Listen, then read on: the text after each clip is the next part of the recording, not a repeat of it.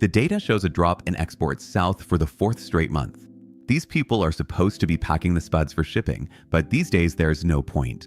In less than a quarter, over 140,000 tons of Canadian potatoes have stopped crossing the border into the US. Meanwhile, Prime Minister Carney has just signed a $1.6 billion Canadian deal with Asian economies. It seems that North America's supply chain is quietly but steadily falling out of sync. The question is this merely a temporary move or a sign that the economic relationship between these two neighboring countries is entering an entirely new phase?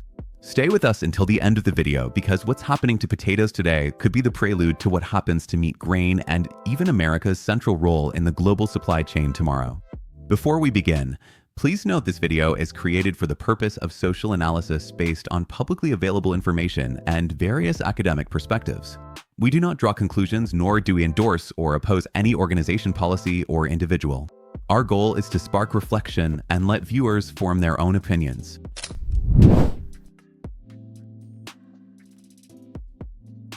In an industry often seen as stable agriculture, especially with a staple crop as essential and familiar as potatoes, even small shifts in supply or market flow can reveal deeper structural movements across the entire system. According to estimates from industry associations, in 2024 alone, Canada exported over 350,000 metric tons of potatoes to the United States, equivalent to roughly 17th in 500 refrigerated containers, assuming 20 tons per container. That figure isn't just a number. It symbolizes the long-standing trade relationship between the two neighboring countries. Yet just a few months later, by Q2 of 2025, that export volume is believed to have dropped by more than 40%. Given that the average American household consumes about 45 pounds of potatoes annually, that lost volume would have been enough to feed over 17 million households, essentially covering the entire northern US market. In other words, nearly 140,000 tons of Canadian potatoes are no longer crossing the border. What's striking is this. There has been no official press release from the Canadian government confirming any decision to cut potato exports to the US. No bans, no new regulations out of Ottawa. Yet, the shift is real. Not on paper, but in quiet actions. Processing companies are scaling back contracts. Farmers are adjusting planting plans. Supply chains are running at idle. It's a cautious contraction unannounced, but unmistakable. The most immediate and visible cause likely lies on the other side of the border. On April 2nd, 2025, what some media outlets dubbed Trade Liberation Day, the US government implemented a sweeping new tariff schedule on all imported goods. For Canadian potatoes, that meant a sharp 25% tariff covering fresh seed and frozen potatoes. Combined with a baseline 10% import tariff applied across the board, Canadian potatoes now face an effective duty of up to 35%. This has pushed the cost per pound of imported potatoes up by 8 to 12 cents, depending on the variety. For example, a typical 25-ton shipment of frozen French fries, once valued at around $32,000 US, now carries an added import cost of up to $11,200, a heavy blow for restaurants and retail chains alike. A 50 bag that once sold for $22 may now cost $28 to $30, nearly a 35% jump in just one quarter.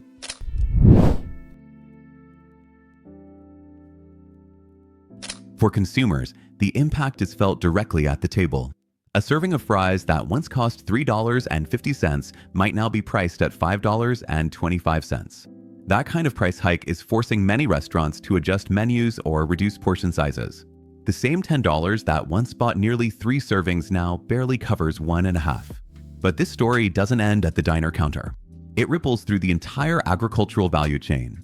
Faced with rising costs, American importers are scaling back orders or switching to domestic potatoes, even if the quality and processing efficiency aren't always comparable.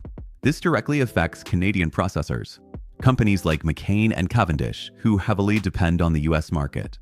In response, these companies have reportedly reduced their raw potato contracts, leading many farmers in Prince Edward Island, PI New Brunswick, and Alberta, Canada's top potato growing regions, to scale back planting for the 2025 season.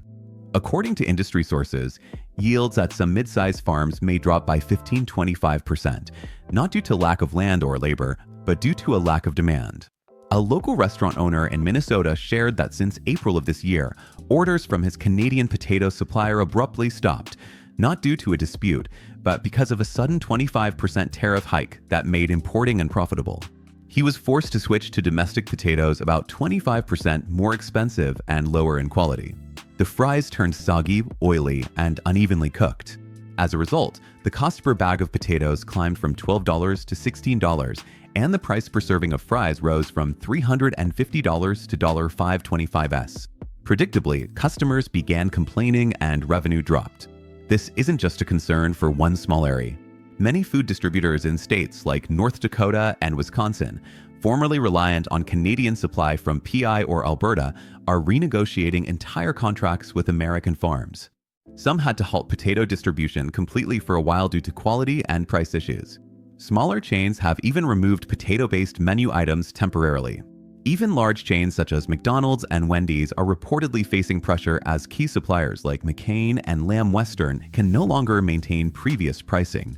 The entire supply chain from processing plants to dinner plates appears squeezed at both ends. Input costs are rising due to tariffs. Consumers, however, are unwilling to pay more for a staple food they expect to remain affordable. It's a scenario nobody initiated, but everyone seems to be caught in the fallout.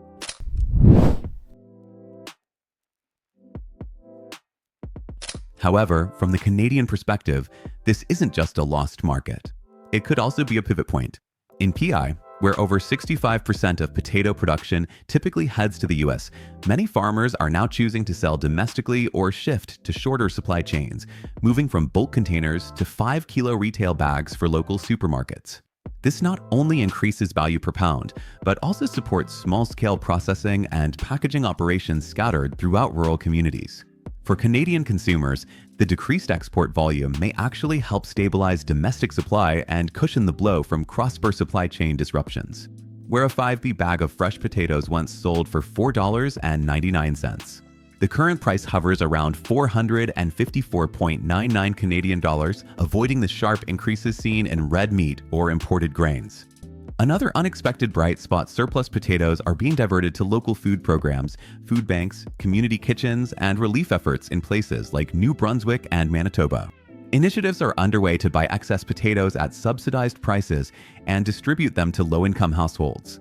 To put it in perspective, if a family saves $5 a week by buying locally grown potatoes instead of imports, that monthly savings might be enough to purchase additional milk, eggs, or bread, essential staples, also affected by inflation. In today's economic climate, every small saving counts. At a deeper level, Canada now seems to be asking itself a bigger strategic question. Should it continue placing nearly all its potato export bets on a single market? When over 92% of Canadian potato exports traditionally go to one country, any shock from that partner can throw the entire sector off balance. That's why since late 2024, Canada has begun quietly diversifying. Trade delegations have been seen in Indonesia, the Philippines, and Panama. Smaller markets, yes, but ones that may offer longer-term stability and fewer political surprises. As one representative from the Canadian Potato Producers Association reportedly said in a closed-door industry briefing, "We need a stable market, and the US just isn't that anymore." That comment, if true, wasn't meant as an attack. It was more a sigh of regret, a recognition that a once reliable relationship is being redefined and each side must now fend for itself.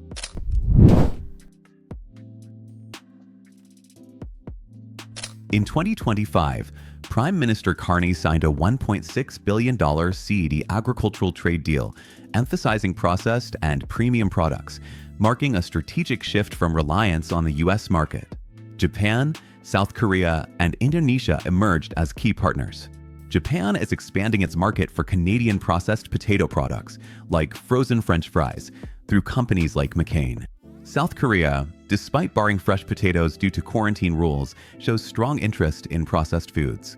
Indonesia, with its 275 million population and rapid urbanization, imported $8 million in fresh potatoes from PI in 2024. Canada now exports potatoes to over 25 countries, with Thailand as the largest non-North American importer, purchasing $4 million in fresh and seed potatoes in 2024. Caribbean markets like Trinidad and Tobago and Panama each imported over $13 million, while smaller nations like Guatemala and Uruguay also engage in steady trade. This pivot is reshaping Canada's agricultural model, particularly in PI, Manitoba, and Alberta. In Charlottetown, a freezing plant's new deal with Japanese clients added a processing line, creating 45 jobs and boosting local potato purchases by 15%. A Summerside family farm noted new outlets for lower-grade potatoes, previously discarded, reducing waste and increasing incomes. This diversification builds a resilient export ecosystem, mitigating risks from over-reliance on the U.S., especially after its 25% tariff on Canadian potatoes began in April 2025.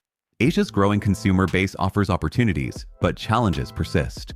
South Korea's fresh potato ban, high shipping costs, strict quarantines, and logistical issues hinder progress. Canada's reliance on corporations like McCain limits small farms' direct benefits from these deals. This strategic shift aims for autonomy and leverage in unpredictable trade landscapes, but whether Asia can fully replace the U.S. market remains uncertain. Canada's focus on quality branding and logistics will be crucial in this evolving global trade environment.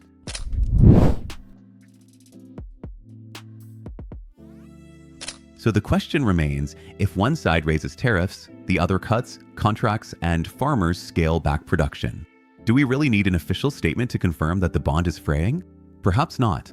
The evidence is already in the thinning flow of goods in the silent warehouses and in the cold storage units, gradually going dark without a single headline explaining why Canada's reduction in potato exports to the US may carry far greater consequences than you might expect. Small shifts in trade policy are costing Americans more by dollars and through a growing sense that the stability they once took for granted may no longer be guaranteed.